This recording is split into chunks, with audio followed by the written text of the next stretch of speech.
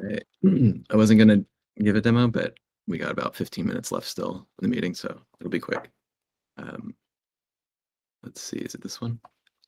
Okay. Pretty small changes if you have extracts, and you have extracts that are tied to a dashboard.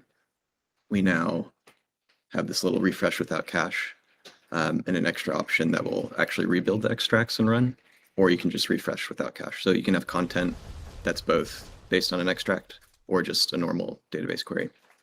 So I'm going to go ahead and rebuild the extract. One of them is really small, another one's large. It'll take a second, but I'll show a dashboard that is dependent on these extracts, and it should load pretty quickly. 1 second. Okay, yeah, 20 seconds to build that one. And if I go to the dependent reload, in the query profiler, we added like metadata about the cache source. So we have, these are extract requeries, and it has the name of the extract that they're from. And then that run without cache button is also in the workbook. So you can do it for a single query. And then the last thing with this. Wait, just for 1 Yeah. sec. Can you go back to on top of the extracts for a second? This one? The dashboard that was just all green. Yeah. So does this mean that these queries actually took 100 milliseconds to run? I think so. I have to look at the cache profile again. But yeah, these are all just based. This is all DuckDB requery. Jonathan can probably answer that one. I think he's waiting in line. TJ, quick. Oh, sorry. Yeah.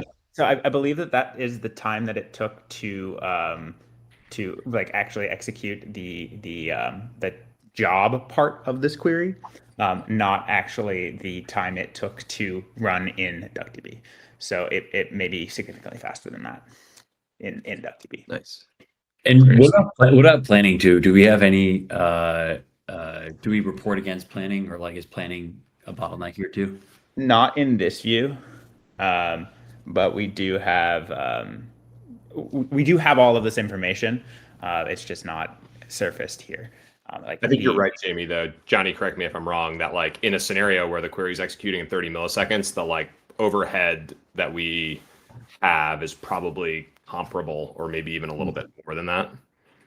Yeah. Just quick one, TJ. Does the rebuild extract only show up if there are actually extracts? Yeah. Or okay. Yeah. So if the dashboard is using an extract-based query, that option will show up. Or same if in the workbook, that'll only show up if it's using an extract.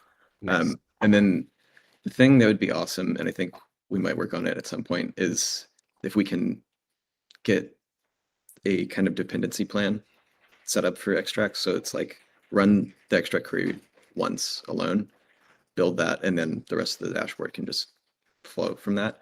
It doesn't really work like that right now, but a workaround, it's pretty hacky, is you can set up a scheduled job. And right now, this is like a slimmed down version of a dashboard. There is exactly one query for both extracts that I want to build. And then there's this little option for the scheduled job to just rebuild those extracts. So I can have it rebuild in the beginning of the day or something, and then the dependent dashboard would just load like this and be extract requeries. So I probably need to come back and, Jonathan and I can work on coming up with a way to actually make these dependent plans. But for now, we have this little rebuild extract button on the scheduler. And if we could get an API for that too. Oh yeah. Yeah. That's probably better actually. Why don't we just do that? And then you can tie it to the or like whatever. We're gonna want both. Yeah, that's a good idea. Want this too. Yeah, I mean, the API. This is amazing. Also, like in all of our SEs, we should be doing this for all of our demos. Yeah, but the API could be done like today. That's a good idea. Awesome. Let's do that. One quick thought. The thing that so with like refresh without cache, I think that's something that like viewers can run today. So I think we're going to want to think about permissions around like at least controls, like refresh without extract and rebuild the whole thing. We should just make a super issue with every type of permission that we want to capture. There's just like there's an infinite number of these things. Right now, if you can update a workbook or like edit a workbook, you can do the rebuild extract. but you have to be able to edit the workbook. So if you're like an embed user or something Yeah. that doesn't have access to it, you can't, this option won't appear for you because that could be a pretty expensive query to run.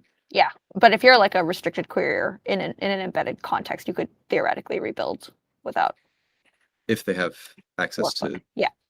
okay. Cool. So yeah, we can come back and Cool. make the permission stronger.